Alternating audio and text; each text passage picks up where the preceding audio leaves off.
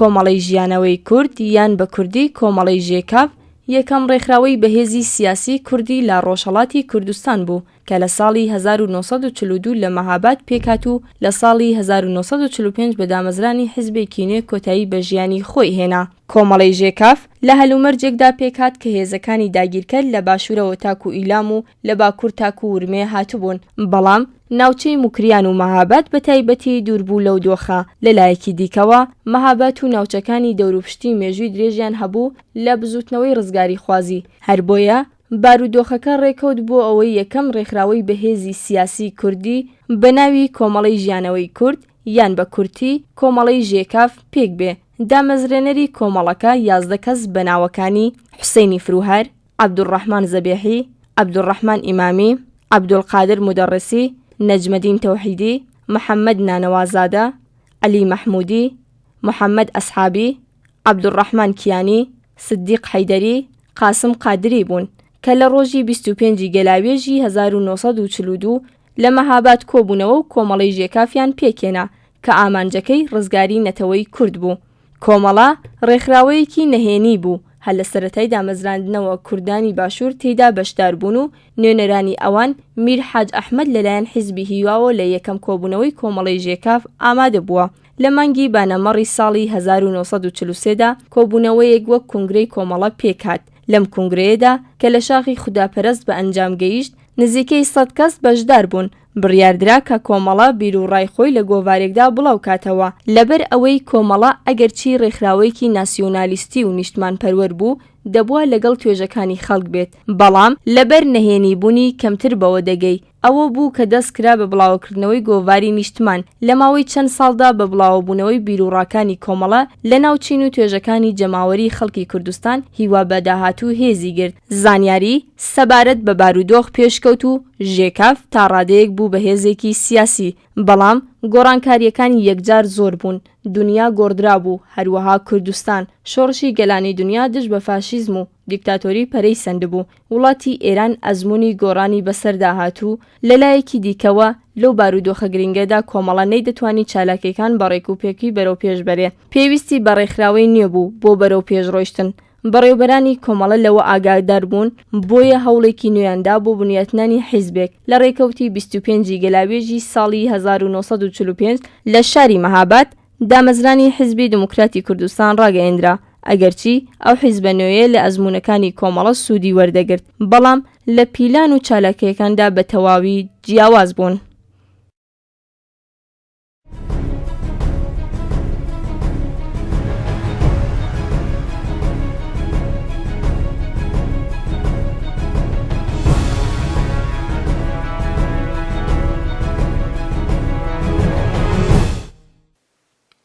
بینەرانی خۆشەویستی ڕۆژهەڵات تیڤ ئەم کاتەوە هەموو کاتێکی ژیانتان باش. دیسانەوە وەکو هەموو شەوانی شەممە هاتووینەتەوە خزمەتتان بۆ پێشکەشکردنی ئەڵلقەیەکی دیکە لە زنجیرە ئەڵلقەکانی مێژووی کورد. هیوادارم تا کۆتایی بەرنامەکە لەگەڵمان بن. لە ئەڵلقەکانی پێشووتردا هەوڵم داوە ئاماژە بە چۆنیەتی باری گوزەرانی خەڵکی کوردستان لە ڕابردوو، هەروەها ئەو کێشمەکێش و ململانیانەی لە نێوان دەوڵەتانی ناوچەیی و جیهانی لەسەر خاکی کوردستان لە ڕابردوودا ئەنجام دراوە و بە شێوەیەک لە شێوەکان ئێستاش هەر بەردەوامە بکەم. هۆکارگەلێک کە دواترەکان و لە دەرەنجام بە دابەشکردنی کوردستان یەکەم بۆ 2 پارچە و دواتریش بۆ 4 پارچە درێژەی کێشا و ئێستاش بە ئاسمیلەکردن و لە ناوبردننی بیری نەتەوایەتی لە نێوان تاکی کورد دەیان هەوێت پرۆسەی کوردایەتی کۆتایی پێبێنن، بەڵام ئەوەی کە ڕوون و ئاشکرایە ئەوەیە کە تاکی کورد لە سەردەمی میدیا و ماس میدیا و لە سەردەمی ڕۆشنبیری ژیان بەسەردەبات و زۆر ئەستەمە کە جارێکی دیکە بتوانرێت بیری ڕەهایی و ئازادی نەتەوەیی لە مێشکی پاک بکرێتەوە. چەند هۆکارێک بە شێوازێکی ڕاستەوخۆ و ناڕاستەوخۆ بوون بەهۆی ئەوەی کە بیری دابەشکردنی کوردستان لە مێشک و هزری وڵاتانی زلهێزی ئەو کاتەدا باڵا دەست بێت. لەوانەش ئەتوانین ئاماژە بە ئەم هۆکارانە بدەین. 1. دوای جەنگی جیهانی یەکەم یان دوای جەنگی یەکەمی جیهانی دەوڵەتانی هاوپەیمانی سەرکەوتوو لەم جەنگە وەکو بریتانیا و وڵاتە یەکگرتوەکانی ئەمریکا ڕۆڵی بەرچاویان لە ئایندەی ناوچەکە و کوردستان داگێڕا، تەنیا لەبەر پاراستنی بەرژەوەندیەکانیان لە ناوچەکە بێگوێدانە مافەڕەواکانی گەلانی ئەو ناوچەیە. 2. دەوڵەتانی هاوپەیمان بۆ بەرگرتن لە مەترسی زاڵبوونی کۆمونیزم لە ناوچەکانی ڕۆژهەڵاتی ناوەڕاست تاکە ڕێگایە کە ئەو کات بە مێشکیاندا دەهات دابەشکردنی خاکی کوردستان بوو. ئاماژ لەو کارەش ڕازیکردنی دڵی دەوڵەتانی ئێران و تورکیە و عێراق بوو لە پشتیوانیکردنی بەرژەوەندیەکانیان لە ناوچەکە و دوورخستنەوەی کۆمونیستەکان. 3. دۆزینەوەی نەوت لە چەند ناوچەیەکی جیاجیای کوردستان دابەشکردنی کوردستانیان زیاتر چەسپاند تا دەوڵەتێکی یەکگرتووی کوردی دروست نەبێت و دژایەتی بەرژەوەندی هاوپەیمانان نەکات. ئەو داهاتە نەوتیانەش دەست نەیارانی هاوپەیمانان نەکەوێت. 4. ئاوردانەوە لە نەتەوەی کورد لە پەیمانی سیڤەردا تەنیا بۆ دامرکاندنەوەی هەستی نەتەوەی و شۆڕژگێڕی ئەو سەردەمەی میلەتی کورد بوو. ئەو هەستەی وەخت بوو بگاتە لووتکە. هەر بۆیە زۆری نەبرد کاتێک لە جێگای بنەماڵەی قاجار کەسایەتیەکی دۆستی ڕۆژاوا وەکو ڕەزاشا کرا بە فەرمانڕەوای ئێران و مستەفا کەمالیش بە فەرمانڕەوای تورکیا بە پەیمانی لۆزان پەیمانی سیڤەر وەلانرا. وەکو دوایین هۆکاریش کە ئێستا من دەتوانم ئاماژەی پێ بکەم، کورد دەبووە دەرکی بۆ ڕاستیە بکردایە کە ئەو لایەنی شکستی جەنگەکە بووە و لە ڕووی منتقی جەنگەوە مافی پاداشت و دەستکەوتی نەبوو، بۆیە نەدەبووە لە لایەک خۆی بخڵەتێنێت و لە لایەکی تر هاوپەیمانان بە بێبەڵێن پێناسە بکات. ئەم هۆکارانە و کۆمەڵێک هۆکاری گەورە و چکۆلەی دیکە بوون بەهۆی ئەوەی کە کوردستان لەلایەن زلهێزە جیهانیەکانەوە دابەش بکرێت و بەم شێوەیە بەشی ڕۆژهەڵاتی کوردستان درا بە وڵاتی ئێران و زەمیمەی خاکی ئەو وڵاتە کرا بەبێ ئەوەی کە ئەوە ویست و داخوازی خەڵکانی دانیشتووی ئەم بەشە بێت یان لانیکەم پرسیارێک لەم بارەیەوە بەو خەڵکانە کرابێت. ترس لە دیسانەوە هەڵگرسانی شۆڕش لە کوردستان و داواکردنی مافەڕەواکانی خەڵکی لەم پارچەی کوردستان بەردەوام وهای لە دەوڵەتی ناوەندگەرای ئێران دەکرد کە بە چاوێکی ئەمنیەتی و نظامیەوە سەیری ئەو ناوچەیە بکات و لە باری گوزەران و خزمەتگوزاریشەوە هەمیشە بە درێژایی مێژوو هەوڵدرا ئەم ناوچەیە لە ئاستێکی زۆر خواردتر لە ناوەند ڕابگیرێت و بە هەژارهێشتنەوەی هەمیشەیی ئەم بەشە لە خاکی کوردستانی زەمیمەکراوی وڵاتی ئێران هەوڵدرا مەجال بە خەڵکی ئەم ناوچانە نەدرێت کە بە چاوێکی کراوەوە چاو لە ئاڵوگۆڕە سیاسیەکان بکەن و هەوڵ بۆ بڕیاردان لەسەر چارەنووسی خۆیان بدەن. ئەم سیاسەتە چەوت و دژە مرۆڤانەیە لەلایەن دەوڵەتانی ناوەندگەرای یەک لە دوای یەکی ئێران پەیڕەو کرا و ئێستاش ئەم سیاسەتە هەر بەردەوامە. بەڕێزان، وەکو نەریتی هەمیشەیی بەرنامەکە و بۆ کۆتایی هێنان بە مێژووی هاوچەرخی کوردستانی ڕۆژهەڵات بۆ دوایینجار دەچمەوە لای مامۆستا یاسین سەردەشتی و لە کۆتایی بەرنامەکە دیسانەوە دێمەوە لاتان.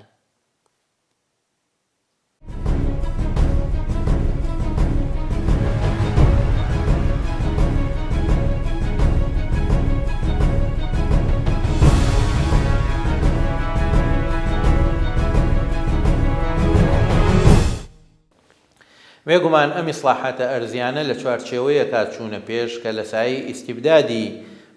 پەهلەوی و لە سایەی بەرژەوەندی خوازانەی چین و توێژی سەرمایەداری وابەستە هی ئێرانی و لە سایەی نەعەدالەتی پەیوەندیەکانی ناوەند و هەرێم بەڕێوەچوو ئەمە نەبوونە هۆی ئەوەی کە وەرچەرخانێکی ئابووری و کۆمەڵایەتی لە ئێراندا بێنێتە دی و پەرەپێدان بەخۆیەوە ببینێت، بەڵکو هەندێک گەشەکردنی ڕوخساری لە ئێراندا بەڕێوەچوو و ئەم گەشەکردنە ڕوخساریە هەم لە ڕووی ئابووریەوە بارودۆخێکی ناجێگیری هێنایەکایەوە و هەم لە ڕووی کۆمەڵایەتی و فەرهەنگیشەوە سەپاندنی فەرهەنگ و کەلتوری ڕۆژئاوا بەسەر کۆمەڵگای سونەتی ئێرانیدا ناڕزایەتێکی قوڵی لە نێو چین و توێژە کۆمەڵایەتەکانی ئێراندا لێکەوتەوە کە پیاوە ئاینیەکان زۆر زیرەکانە توانیان ڕێبەرایەتی بکەن و لە سەرەتای ساڵی 60ەکانە ئەو جوڵانەوەی کە مەلاکان پێی هەستان بە تایبەت ڕێبەرایەتی خومینی کە لەو قۆناغەدانی توانی زەمینە بۆ ئینقلاب بڕەخسێنێ شکستی خوارد و لە ئاکامەکەیدا خومینی دوورخرایەوە لە ئێران و بە زەبری سەرکوت و توندوتیژی ڕژێم توانی دەسەڵاتی خۆی و هەژمونی خۆی لە کۆمەڵگای ئێرانی و ساحەی سیاسیدا بچەسپێنێ. دیارە لەم قۆناغەیە کە جوڵانەوەی ڕێبەرایەتی پێش شۆڕژگێڕی حیزبی دیموکراتی ئێران کە لە ڕۆژهەڵاتی کوردستانە بۆ ماوەی 18 مانگ بەڕێوە دەچێ و ئەم جوڵانەوەیەک بوو لەژێر تەسیری فکری ماویزم کە فکری هەوڵدانە بۆ دروستکردنی خاڵی شۆڕژێڕانە لە گوندەکانی کوردستان و پەرەپێدانی جوڵانەوەکەی خۆیان لە ڕێگەی خەباتی چەکداری یا خەباتی گرێلایی بۆ لێدانی هێزە سەرکوتکارەکانی ڕژێم لە ژاندارم و لە هێزی ئەمنیەت و ئەرتەش بۆ ئەوەی بتوانن بە قازانجی زەحمەتکێشانی کورد و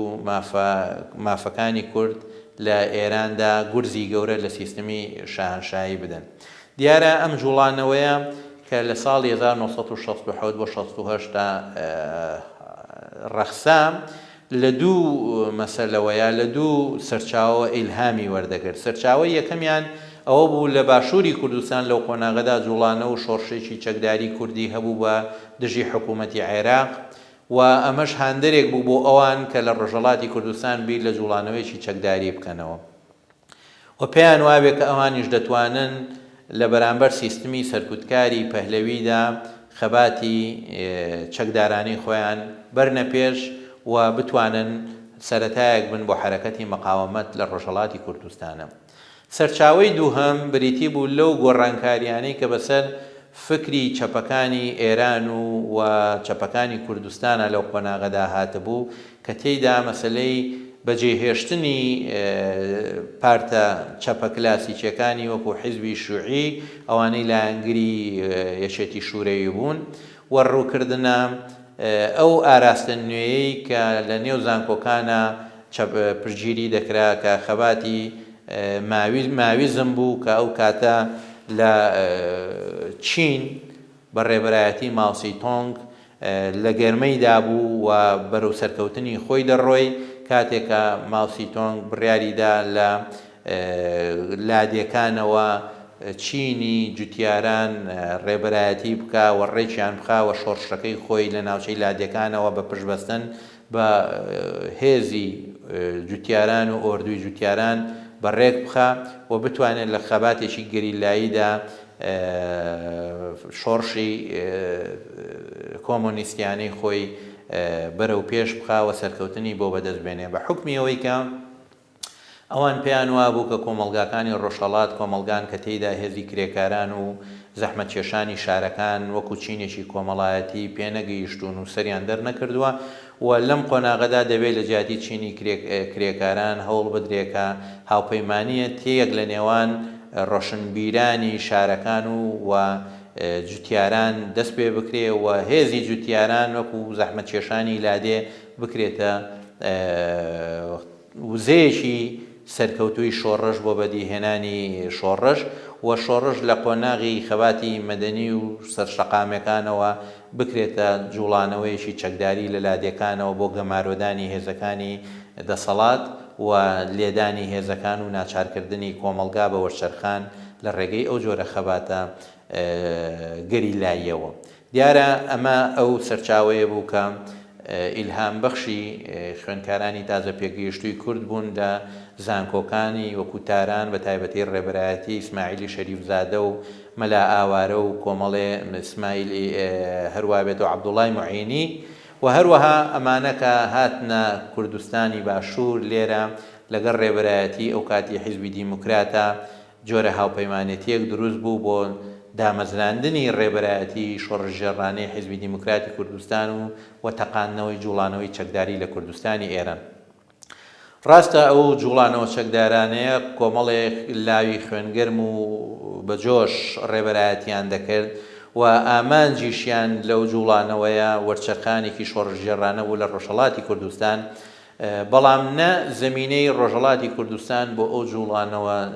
چەکدارانەیە لەبار بوو و نە زەمینەی خودی ئێرانیش کە دیکتاتۆریەتی شانشایی پەهلەوی لە دام و دەستگایەکی سەربازی زۆر قودرەتمەند بەهرەدار بوو و لەلایەن وڵاتانی غەربەوە پشتگیری دەکرا و توانی بووی کە پەیوەندیەکانی خۆی لەگەڵ یەکێتی سۆڤێتدا بە ئاراستەیەکی هاوکاری ئابووری باش بەرێتە پێش و لەو ڕوانەوە زەمینەی هەرێمیش لەبار نەبوو بەوەی کە ڕێبەرایەتی جوڵانەوەی چەکداری کورد لە باشووری کوردستان دژی جوڵانەوەیشی بەو شێوەیە بوو لە ڕۆژهەڵاتی کوردستان و هاوکاری هێزەکانی ئێرانی کرد بۆ کۆتایی هێنان بۆ جوڵانەوەیە و یەک لەو ڕووداوانەی کە لەو قۆناغەدا نمونەیەکی زۆر وازەحی ئەو هاوکاریەیە گرتنی سلێمانی معینی وەک ڕابەرێکی ئەو جوڵانەوەیە لەگەڵ خەلیل شەوباش و کوشتنیان لەلایەن ڕێبەرایەتی چەکداری باشووری کوردستان و تەسلیمکردنەوەیان بە ساواکی ئێرانی کە ئەمە ڕووداوێکی زۆر نالەبارە لە مێژووی خەباتی نەتەوایەتی لە باشووری کوردستان و ڕووداوێکە کە لوتکەی هاوکاری ئەو سەرکردایەتیە دەرەخا لەگەڵ سوپای ئێران و لەگەڵ هێزە سیخوڕەکانی ئێراندا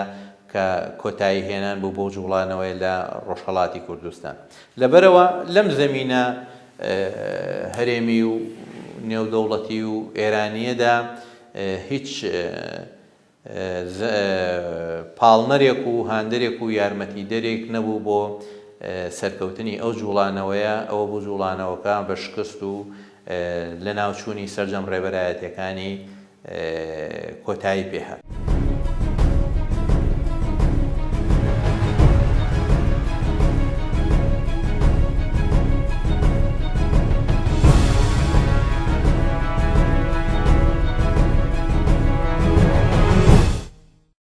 قازی محەممەد کوڕی قازی عەلی و کوڕەزای میرزا قاسمی قازی لە بانەمەڕی ساڵی 1279 هەتاوی بەرامبەر بە ساڵی 1900 زاینی لە شاری مەهاباد لە بنەماڵەیەکی نیشتمان پەروەر و بە فەرهەنگ چاوی بەژین هەڵێنا. قازی محەممەد لە تەمەنی 7 ساڵیدا دەنێردرێتە بەرخوێندن و پاش خوێندنی زمانی فارسی لەگەڵ زانستە جۆراوجۆرەکانی ئاین، فەلسەفە، وێژە و عەرەبی لە بەردەستی مامۆستایان و پسپۆڕانی گەورەی شاری مەهاباد ئاشنا دەبێت و پلەکانی گەشە و بەرەو پێشچوون بە خێرایی دەبڕێت. قازی محەممەد هێشتا لاوێکی تازە پێگەیشتوو بوو کە شارەزایی تەواوی لە زانستە باوەکانی سەردەمی خۆیدا هەبوو. قازی محەممەد لە سەردەمی لاویدا تامەزرۆی خوێندن و فێربوونی زانستە جۆراوجۆرەکان دەبێت و هەر بۆیە لە لای کۆمەڵێک مەسیحی کە لە مەهاباد بە مەبەستی پرۆپاگەندەی ئاینی جێگر ببوون فێری زۆربەی زمانە بیانیەکان بوو. وێڕای بانگەشەی بیری ڕزگاری خوازی، نەتەوەپەرستی و ئازادی خوازی لە نێوان چین و توێژەکاندا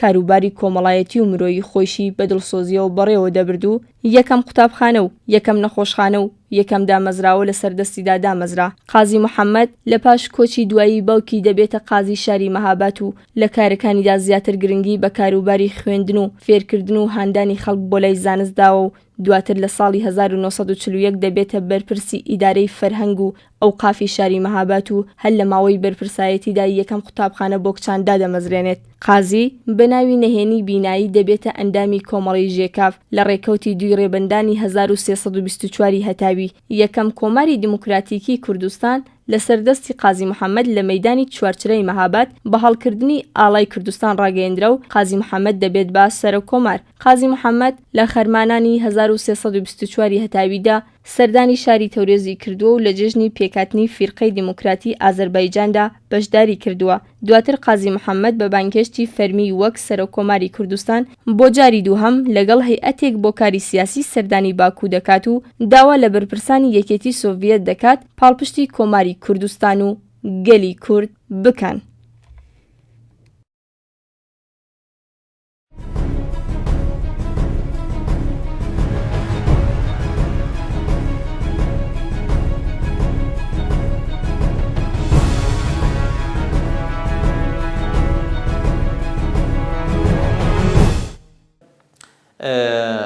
لە دوای شەستەکان لە سەرەتای هەفتاکان لە ئێران وا دەردەکەو کە ڕژێمی شاهنشایی بە تەواوەتی کۆنتڕۆڵی هەموو هێزە نەیارەکانی خۆی کردبێ و هەر لە هێزە نەیارە ئاینیەکانی وەکو خومەینی و ڕێبەرایەتی ئاینی کلاسیک یاخود ئەو هێزانەی کە وەکو مصەدیق و جەبهەی میلی کە هێزی سیاسی دیموکراتخواز و قانونی بوون و هەروەها ئەو هێزی وەکو حیزبی توودە چەپە کلاسیکیەکان یاخود ئەو چەپانەی وەکو چریکە فیدایەکان و مەجاهیدینی خەلق دروست بوون کە ئەمانە هەوڵیاندا لە ڕێگەی خەباتی چەکداری شارەکانەوە بە تایبەتی لە سیاکڵ بەڕووی دەستگا سەرکوتکارەکانی حکوومەتی ئێرانی بوەستنەوە ئەبینین کە ئەوانی شکستیان خوارد لەو قۆناغەدا لەبەرەوە وا پێدەچوو کە شاهنشایی پەهلەوی توانی بێتی هەموو نەیارەکانی خۆی پاکتاو بکات و بە قودرەتێکی گەورەوە لە ناوەندەوە بچەقێنێ بۆ بەڕێوەبردننی سیاسەتی خۆی کە سیاسەتی ڕۆژ ئاواگەرایی و سیاسەتی ڕێبەرایەتی بەرژەوەندەکانی ڕۆژ ئاوا بوو لە ناوچەی ڕۆژهەڵاتی ناوەڕان و هەروەها سیاسەتی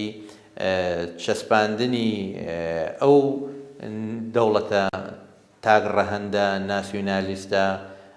ڕۆژ ئاواگەرایەوە بوو کە محەممەد ڕزا شاو پێشتریش باوکی خەونیان پێوە دەبینیم.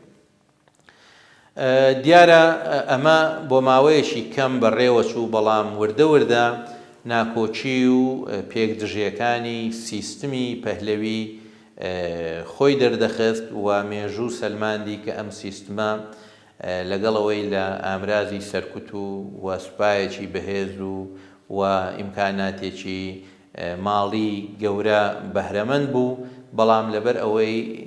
لە بناغەوە یا ڕیشەی دەوڵەت لە بناغەوە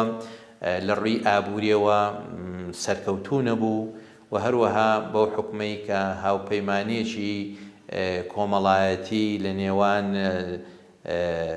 چین و توێژە جیاوازەکانی کۆمەلگای ئێران نەبوو و لەبەر ئەوەی کە پەیوەندیەکی تەندروست لە نێوان ناوەند و هەرێمەکان و لە نێوان نەتەوەی سەردەست و نەتەوە بندەستەکانی وەکو فارس وەکو تورک و وەکو کورد و وەکو عەرەب و نەتەوەکانی تر نەبوو و بە حکمی ئەوەی کە بنەماڵەی پەهلەوی لە سایەی فەسادێکی زۆر قوڵی سیاسی و ئیداری و ئەخلاقیەوە وڵاتیان بەڕێوە دەبەر کە ئەمە زەمینەی بۆ ئەوە ڕەخسان کە درست بکەوێتە ئەو دەوڵەتە و نەتوانێت ئەم دەوڵەتە بەرگەی ئەو لەرزان و هەژانە گەورەیە بگرێت کە لە ساڵی 1970 و 1970 ڕووی لە ئابووری و ڕووی لە کاری سیاسی ئەم وڵاتەکە. لەبەرەوە لە ساڵی 1970 زەمینەی ئەو ڕووداوانە لە ئێران هاتەکایەوە کە کۆتایەکەی بە ئینقیلابی ساڵی 1970 دەستی پێکرد یا کۆتایی پێهاو لەو قۆناغەدا و ئاشکرایە کە هۆکارە سیاسی و هۆکارە ئابووری و هۆکارە نەتەوەیی و هۆکارە نێودەوڵەتی و هۆکارە فەرهەنگیەکان هۆکاری بنەڕەتی بوون لە ئینقیلابی ساڵی 1970 و ڕووخانی ڕژێمی شاهنشاهی لە ئێران. بێگومان ڕژێمی شاهنشاهی ڕژێمێکی تۆتالیتار بوو، ڕژێمێکی دیکتاتۆر بوو، ڕژێمێکی بنەماڵەیی فاسد بوو، ڕژێمێک بوو ڕێگر بوو لە ئازادیە سیاسیەکان، ڕژێمێک بوو بە مانای کەلیمە ڕژێمێکی پاتریارکی نوێ یا ئەوەی کە ڕژێمێکی سوڵتانی پێدەوترێ بە چەمکە سیاسەکەی و ئەم ڕژێمە لەسەر تەنیا بەرژەوەندی چینێکی دیاریکراوی کۆمەلگای ئێرانی لە ناوەند گرت بۆ بەر و پەیوەندیەکانی خۆی لەگەڵ خوارەوەدا لەسەر بنەمایەکی تەندروست نەبوو، لەسەر بنەمای ترس و تۆقاندن بوو و ساواک و چەندین دەستگا ئەمنی تر کاریانەکرد بۆ هێشتنەوە و پایدارکردنی ئەم ڕژێمە و لە ئاستی خوارەوەی کۆمەلگاش نەعەدالەتیەکی قوڵی لە بینی نەتەوەکانی ئێرانە و لە بینی چین و توێژە باڵا دەست و بندەستەکانی ئێرانە و هەژاری و بڵاوبوونەوەی لە شارەکانی ئێرانە و نەبوونی خزمەت گوزاری و گەیاندنی بۆ خەڵکی زەحمەت کێشی وڵات ئەمانە و هەروەها چاولێکردنی فەرهەنگی ڕۆژئاوا بە تایبەتی لە نەسلبیەکەی فەرهەنگی ڕۆژئاوا لە هەوڵدان بۆ کردنەوەی یانە سێکسیەکان و یا شەرابخۆری و هەروەها خۆڕوتکردنەوەی ئافرەتان و هەروەها سوکایەتیکردنی بە ئاین و ڕەمزە ئاینیەکان و هەروەها شانازیکردن بە شارستانیەتی کۆنی فارس سەردەمی کۆش و بانگەشەکردن بۆ شارستانیەتێکی گەورەی داهاتوو بەبێ ئەوەی کە زەمینەیەکی ڕاستەقینە بۆ پەیوەندی تەندروست لە ئارادا بێ. هەموومانە ئەوەیان ڕەخسان کە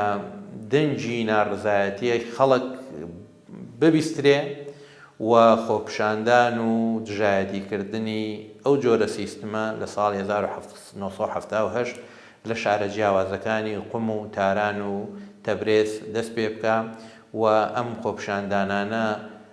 نەتوانرێت لە ڕێگەی سەرکوتی دەستگا ئەمنیەکانەوە کۆتایی پێ بهێنرێ و بەردەوام زەمینەی زیاتری فراوانبوونی خۆپشاندانەکان و ناڕازیەکان بڕواتە پێش بە شێوەیە کە هەموو شارە مەزنەکانی ئێرانی گرتەوە و هەموو چین و توێژەکانی کۆمەلگای ئێرانی کە ناڕازی بوون لەو دەسەڵاتە دەنجی ناڕزایەتیان خۆیان بەرز کردەوە و توانیان پێر خۆڕاگری بکەن هەتاکو و کۆتایی بە ڕژێمی شاهنشاهی پەهلەوی بهێن و ئەو ڕژێمە بڕوخێنن لە ئێراندا و شاهنشا ناچار بکەن کە ئێران بەجێ بهێڵێ و نەتوانێت بگەڕێتەوە بۆ ئێران. دیارە هەندێک جار مێژونووسانی ئێستای کۆماری ئیسلامی بە تایبەتی ئەوانەی کە سەر بە تێڕوانینی ئایدۆلۆژی دەسەڵاتی ئیسلامین دەیانەوێ ئەوە بخەنە بەرچاو کە سقوط یاخۆت ڕوخانی ڕژێمی پەهلەوی کارێکی خواکرد بووە و مەسەلەیەک بووە کە تەنها ئیمام و پاڵپشتی ئیمام و هەوڵەکانی ئیمام توانیویانە زەمینە بۆ ئەم ڕوخان نەخۆش بکەن. بەڵام ئەگەر ئێمە بە وردی تەماشای مێژووی ئێران بکەین دەبینین هەرو ئیمامە بوو لە ساڵی 60 کە ناڕزایەتی دەربڕی، بەڵام زۆر بە ئاسانی لە ئێرانە پەلیان گرت و فڕیان نایە دەرەوەی ئێران و ناچاریان کرد ئێران بەجێ بهێڵێەوە جوڵانەکەیان سەرکوت کرد.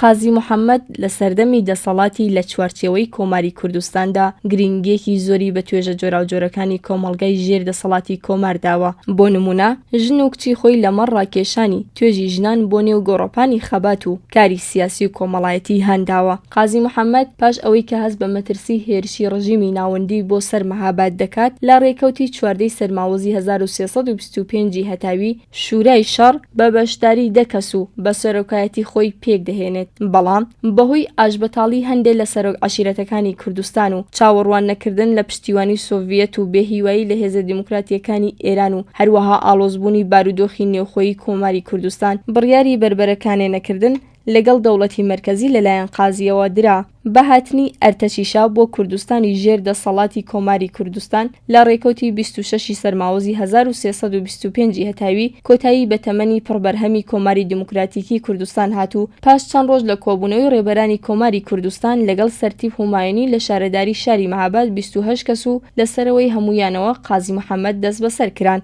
دادگاییکردنی قازی و هاوڕێیانی لە بەفرانباری 1325 هەتاوی بە شێوەی نەهێنی دەستی پێکرد. قازی لە دادگا فەرمایشیەکانی ڕژیمی شادا بەورەوە زۆر ئازایانە بەرگری لە خۆی و کۆماری کوردستان و هەروەها مافی نەتەوایەتی گەلەکەی کرد و کاربەدەستانی نظامی دادگا هەوڵی زۆریاندا کە قازی محەممەد بێننە سەر ئەو بڕوایە کە پەشیمانی خۆی ڕابگەیەنێت. بەڵام قازی ئازایانە دادگا فەرمایشیەکانی بە چۆکدا هێنا. ڕێکەوتی سێی ڕێبەندانی 1325 هەتاوی قازی محەممەد و هاوڕێیانی لە بەناو دادگاکانی ڕژیمی شاهنشاهیدا مەحکوم بە سێدارەکران و لە بەرەبەیانی دەی خاکە لێوەی 1326 هەتاوی لە مەیدانی چوارچرای مەهاباد ئەو شوێنەی کە کۆماری تێدا ڕاگەیاندرا بوو شەهید کران.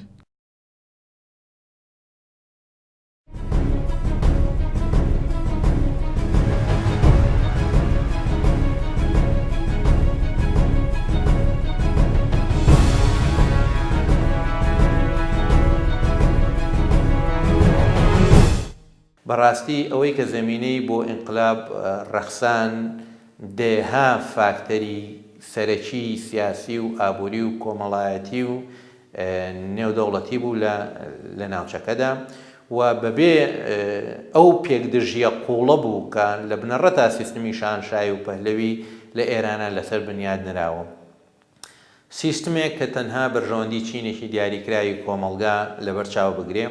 و سیستمێک کە نەتوانێت ئیدعای لە کاتێکە ئیدعای شارستانیەتی هاوچەرخەکان نەتوانێت خزمەتگوزاری بۆ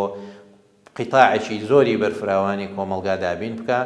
سیستمێک کە لەسەر بنەمای سەرکوت و هێز لە نێوان ناوەند و هەرێمەکانە دامەزرابێ و سیستمێک کە شوێنی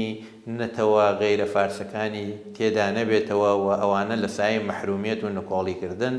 ژیان بەرنەسەر کە لە ساڵ 50 کۆمەڵگای ئێرانن و سیستمێک کە لە سایی فەسادێکی ئابووری قوڵەوە نەتوانێت بەرنامەی ئابووری بەرێتە پێش و لە شکستی ئابووریەوە بۆ شکستی ئابووری هەنگاو بنێ. هەموو ئەم هۆکارانە بەڕاستی زەمینیان بۆ ڕەخساندنی ئینقلاب ڕەخسان و ئەم ئینقلابە بە حکمیەوەی کە مەلاکان کەمترین هێز بوون لە قۆناغی پەهلەویدا مقاومەتی ئەو سیستمیان کردهبوو لەبەرەوە کەمترین زەرەریشیان بەرکەوتبوو. ئێمە دەزانین لە کوردستاندا ڕێبەرایەتی حیزبی دیموکرات لە سەردەمی کۆماردا پاشترەمیان ئیعدام کران و دواتر جوڵانەوەی شۆڕژێڕانی ساڵانی 67 بۆ 67 ڕێبەرایەتی نەسلی دووهەمی و ڕێبەرایەتیە هەمویان لە ناو بران و سەرکوت کران. لە کاتێکە ئێمە نەمان بینیوە بە درێژایی مێژووی نە ڕەزاخانی پەهلەوی و نە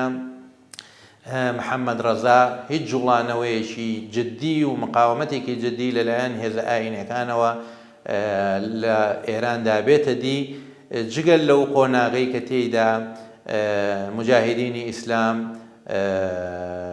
لەو قۆناغەدا کە پشگیری مصدقیان کرد لە قۆناغی جەبهەی میلیە، بەڵام هەرزوو ئایەتوڵا کاشانی لە مصدق جابەوە و بە وەرگرتنی بڕێک پارە لە شاهنشا ئاراستەی لایەنگری خۆی گۆڕی و مصدقی بەتەنیا بەجێهێش لە بەرامبەر پلانژێڕی شاهنشایی و دەستگای سیا و MI6 و ئەمە بۆ هۆی ئەوەی کە کاشانی ڕۆڵێکی گەورەی لە شکستی جوڵانەوەی دیموکراتی و سەرکەوتنی کودەتای مردادی 1953 لە ئێراندا بەربکەوێت و بەڕاستیش لەو کاتەوە هەتاکو ساڵی 1970 ئەو مقاومەتە جددیەی پیاوانی ئاینی لە ئێراندا وجودی نەبووە یا هێزە ئاینەکان لەبەرەوە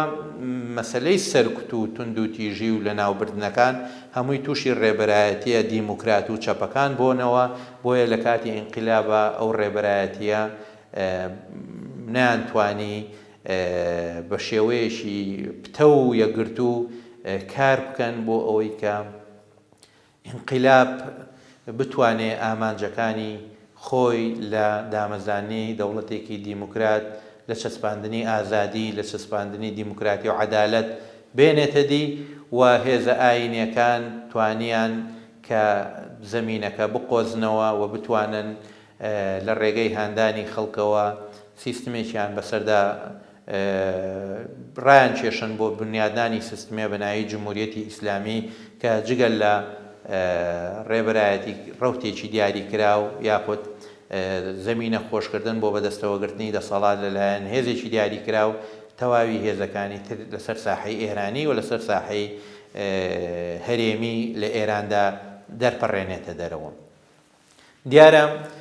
چۆن لە ساڵەکانی جەنگی جیهانی دووهەمدا ڕەزاشا پێشتر ئیدعایەوەی دەکرد کە شتێک نییە بە ناوی کێشەی کورد، بەڵام لە دوای ئەوەی کە جەنگ ڕەخسا یەکسەر دەوڵەتی جمهوریەتی کوردستان لە کوردستان ڕاگەیەندا، دوای ئەوەی کە محەممەد ڕەزا شاش بە درێژایی 60ەکان و 70ەکانی دیعایەوەی دەکرد کە شتێک نییە لە کوردستانە بە ناوی کێشەی کورد، بەڵام هەر بینیمان لە دوای لەگەڵ ڕوخاندنی ڕژێم و ڕووداوەکانی ئێرانە کوردستانیش بە خێرایی بوو بە بەشێک لەو ڕووداوانە و لە شارەکانی مەهابات و لە شارەکانی سنە و شارەکانی تری کوردستان دەستگاکانی ڕژێم بە تایبەتی ژاندارم و سەربازخانەکان تووشی پەلاماری خەڵکی ناڕازی کوردستان بوونەوە و چەک و چۆڵی سوپا و ئەرتەش کەوتە دەست خەڵکی کوردستان وەسەر لە نوێ زەمینەی ڕەخسانەوەی دەرکەوتنەوەی ڕێکخراوە سیاسیە کوردیەکان لە ڕۆژهەڵاتی کوردستان دەستی پێکردەوە بە تایبەتی حیزبی دیموکراتی کوردستان لە ناوچەی مکریان و هەروەها کۆمەڵەی زەحمەت کێشانی کوردستانی ئێران لە ناوەند و باشووری کوردستانە و ئەم زەمینەیە چووە پێش بەوەی کە زەمینەیەک بێ بۆ ئەوەی کە خەباتی نوێ لە پێناو بەدیهێنانی مافەکانی کورد دەست پێ بکات و کوردستان لەم قۆناغەدا بوو بە سەنگەرێک بۆ ئازادی خوازانی کورد و هەروەها بۆ ئەو ئێرانیانەشی کە وردە وردە هەستیان بەوە دەکرد کە لە ناوەندەوە فشاری هێزە ئاینیەکان لەسەریان زیادی کردووە و بەرەو ئەوە دەڕوات کە تاک دەسەڵاتی و تاک ڕەهەندی لە ناوەند کار بۆ خۆسەپاندن و قۆڕەکردنی دەستکەوتەکانی شۆڕش بکە و ئەوە بوو کە لە ئەنجامی چەندین دانیشتن لە نێوان ڕێبەرایەتی کورد و هەروەها لە نێوان هەیئەتە جیاوازەکانی ئەو کاتی حکوومەت و پیاوانی ئاینی هەروەها لایەنگرانی خومەینی هەوڵی ئەوە دراکە داوای مافبەدیهێنانی مافەکانی کورد بکرێ بەڵام دامەزرانی جمهوریەتی ئیسلامی بە عەقڵیەتی تاکڕەهەندی و بە فکری خومەینیزمی کە لەگەڵ مافە نەتەوایەتیەکانە نەبوو و هەر داوایەکی مافی نەتەوەیی بە دەرچوون لە یاساکانی ئیسلام لە قەڵەم دەدا زەمینەی توندوتیژی و کوشت و بڕی لە کوردستان ڕەخسان و بۆ هۆی ململانێ و پەلاماردانی کوردستان و هەوڵدان داگیرکردنەوەی لەلایەن ئەو هێزە سیاسی و سەربازیانی کە خۆیان بە پاسدارانی ئینقیلاب ناسان و لێرەوە قۆناغێکی تر لە مێژووی هاوچەرخی کوردستان دەست پێ دەکات کە قۆناغی ڕووبەڕووبوونەوەی جوڵانەوەی نەتەوایەتی کوردیە لەگەڵ ئەو هێزە داگیرکارە نوێیەی کە دەستکەوتەکانی شۆڕشی قۆڕە کرد و نیزامێکی دواکەوتووی بەسەر ئێراندا چەسپان کە لە سەدەکانی ناوەڕاستەوە خۆی وەرگرت.